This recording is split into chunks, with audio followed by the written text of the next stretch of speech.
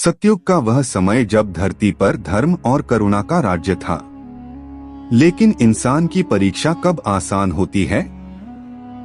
एक ऐसे राजा की कहानी जिसने हर सांस में परोपकार किया, हर दर्द को अपना बनाया और अंत तक अपने भीतर ईश्वर को महसूस किया। राजा रंतिदेव गहरे ध्यान में बैठे थे। तपस्वियों सा तेज उनके मुख पर था, लेकिन शरीर दुर्बल हो चला था। महीनों से उन्होंने कुछ खाया नहीं था। दरबार अब सूना था, सेवक भूख और प्यास से मर चुके थे। राज्य में भयंकर अकाल पड़ा था। न नदियां बह रही थीं, न खेत हरे थे। चारों ओर बस सूखी हवाओं का शोर था और असहाय प्रजा की करार। सेवक ने कांपती आवाज में कहा, महाराज, अब तो आपके प्राण संकट में हैं। कुछ तो ग्रहण कीजिए। रंतिदेव ने आंखें खोली। उनमें करुणा का सागर था। मैंने जीवन भर केवल देने का व्रत लिया है। यदि मेरे भोजन से किसी का जीवन बच सकता है तो वह भोजन मेरे लिए नहीं, उसके लिए है। वह क्षण आया जब राजकुमारी स्वयं रसोई में गई और अंतिम बचा हुआ भोजन लेकर आई। यह वही अन्न था जो महीनों बाद आया था। एक थाली में रखी हुई रोटियां और पानी का एक कलश। महाराज के सामने भोजन रखा गया।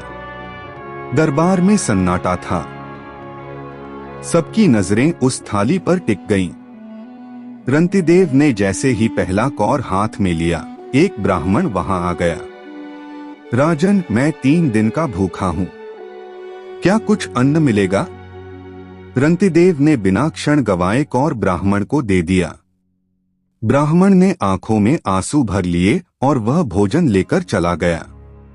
राजा ने दूसरा कौर उठाया ही था कि एक और भूखा व्यक्ति वहां आया। उसके कपड़े फटे हुए थे और शरीर हड्डियों का ढांचा। महाराज, मैं मृत्यु के द्वार पर हूं, क्या आपके पास मेरे लिए कुछ है? रंतिदेव ने शेष बचा भोजन भी उसे दे दिया। अब थाली में कुछ नहीं बचा। सेवक की आंखें भर आईं। महाराज, आपने कुछ भी न खाया, कृपया कम से कम पानी तो पी लीजिए। रंतिदेव ने मुस्कुराते हुए जलपात्र उठाया। होठों तक पानी पहुंचा ही था कि एक श्वान हांफता हुआ दरबार में आ गया। उसकी आंखों में प्यास की ज्वाला थी। राजा ने बिना सोचे जलपात्र उसके सामने रख दिया। तू भी उसी परमात्मा का अंश है। तेरा जीवन भी उतना ही अनमोल है जितना मेरा। श्वान ने कृतज्ञता से पानी पिया और चला गया। अब राजा के पास कुछ भी शेष न था। राजकुमारी रो पड़ी। पिताजी, आपने खुद को क्यों भुला दिया? आप भी तो भूखे हैं। रंतिदेव ने थके स्वर में कहा, पुत्री, मैं भूखा नहीं हूं। जिसने सबको तृप्त किया, उसे भूख कैसे रह सकती है? तभी आकाश में एक दिव्य प्रकाश फैल गया। देवताओं का झुंड प्रकट हुआ। उनके बीच भगवान विष्णु स्वयं थे। राजन, हम तुम्हारी परीक्षा ले रहे थे। जो ब्राह्मण, जो दरिद्र, जो श्वान आए, वे मैं ही था।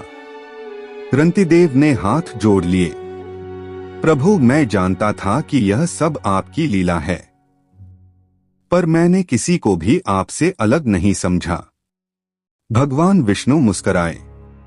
तुम्हारा यह त्याग तुम्हें ब्रह्मलोक तक ले जा सकता है। वर मांगो। राजा ने शांत भाव से कहा, प्रभु, मुझे कोई स्वर्ग नहीं चाहिए, कोई मोक्ष नहीं चाहिए।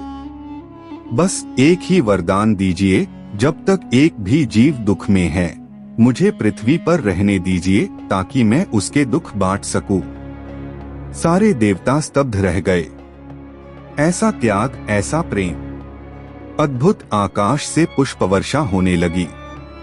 पूरी धरती पर गूंज उठी, सत्य और करुणा के इस अवतार का नाम रंतिदेव है।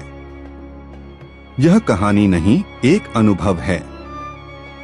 एक राजा जिसने भूख, प्यास और मृत्यु को पीछे छोड़ दिया, सिर्फ इसलिए कि कोई और पीड़ा न सहे। यह वह कथा है जिसे सुनकर ईश्वर भी भावुक हो उठे।